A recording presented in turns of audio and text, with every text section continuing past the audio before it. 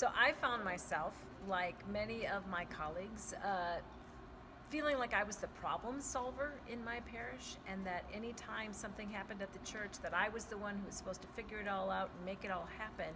And I was exhausted, and a lot of our folks were exhausted. And then I came across this process of Faithful Innovations. And what it has done for me as a leader, it has changed me completely, 180 degrees. And so now I recognize that my job isn't necessarily to solve all the problems, but that my job is to create this environment where people are trying to figure out how to live into the kingdom. We have quit asking the question, how do we fix the church? That's not the work that we're actually called to do, but we're actually called to figure out how to be the people who live into the kingdom.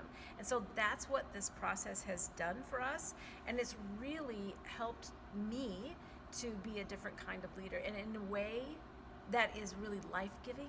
There's still messiness, there's still struggle, right? But what we have received is this palpable presence of the Holy Spirit in the midst of us. And people are talking about what God is up to and how the Holy Spirit is working among us in ways that have never happened before. And so I really find myself being able to live into that role of equipping and empowering people to go into their ministry in a way that I never experienced before. And it is so life-giving. So I cannot recommend you and your church entering into Faithful Innovations enough, because we don't know what the church is going to look like.